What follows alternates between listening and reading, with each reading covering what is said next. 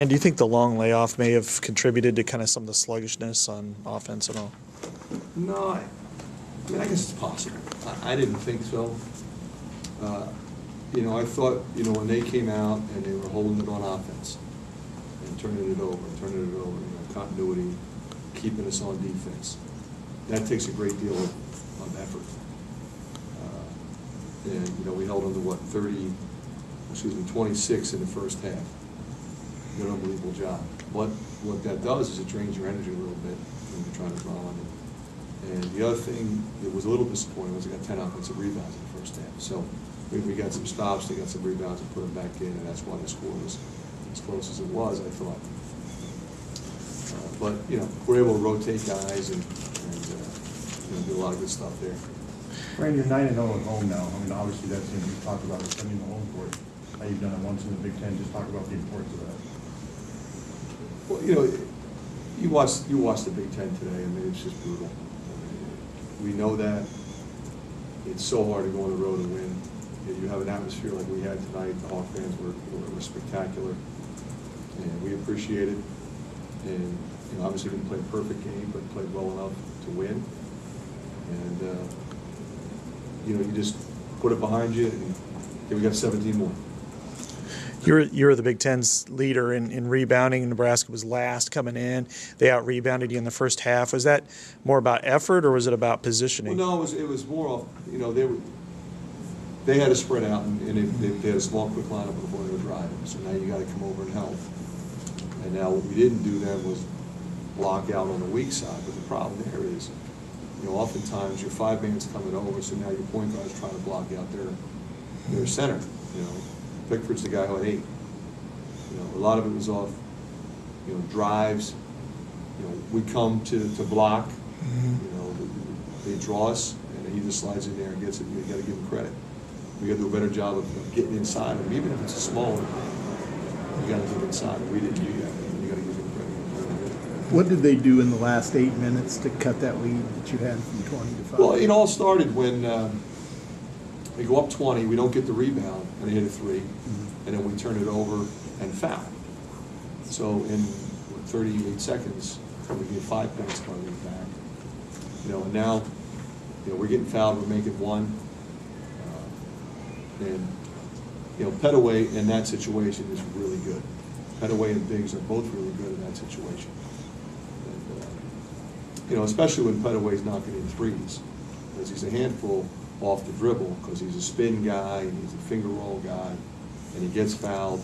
He's crafty, but if you give him a little bit of space, expect him to drive, then he can shoot it in your face and make a 3, which is what he did. So I would like to have done a little better job on Biggs, because you kind of know what he's going to do.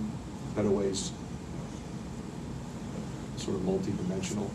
Biggs, he's like a fastball pitcher. He's coming right at you. He's coming at you, and he's not shooting a jumper. He's not playing side to side.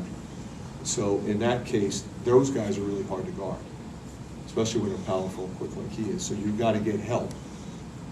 So I thought fatigue might have been a little bit of a factor there. There's also the factor that you don't want to foul.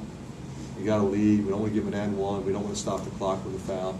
But you got to get over so that when he's looking to drive, he sees people, and he saw space. And that's something we got to address. For most of the night, the one constant you did have was defense on home, the 29%. 29%. I mean, that's why we won. We didn't win because of our rebounding. We didn't win because of our 3-point shooting. We won because of our defense. I know free throws have been a constant for you, especially after the Iowa State game, but what's the level of frustration with the way it happened tonight? It's frustrating because we wanted to drive this team. We wanted to drive in transition. We wanted to throw the ball inside because we had a height advantage. So we get to the free throw line 39 times, and so they did everything we asked them to do. From following the game plan perspective, they were phenomenal. We make free throws. It's an easier victory, obviously. We were in a double bonus. I think it might have been by the 10-minute mark. So obviously, you're going to win the game because you're going to make at least 1, regardless of how well Petaway's playing. You know, you feel we just needed 1 or 2 stops, which we got. You know, so it's disappointing that we missed what, 17? But at the same time, it's encouraging that we got there 39 times.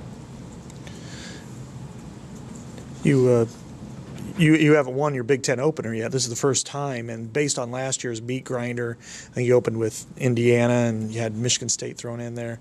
I mean, you feel pretty good about just getting that first win. I think you feel good, Scott, about any Big Ten win. I mean, you look at this league, there is no relief anywhere. There's none.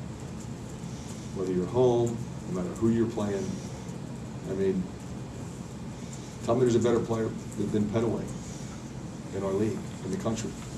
And that guy's a handful. He's terrific. And, you know, Gallegos goes over. He made 7 threes last year, so, you know, they did a good job with him. You know, you're looking at Shields, Gallegos, Petaway, and you're playing this team. You know, Pickford will be the next guy. Pickford has a big game. Petaway has a big game. Biggs is an X-factor guy. Wasn't playing, suspended for the last game, didn't play against Cincinnati. But, you know, this is a dangerous team. They have quickness. They compete.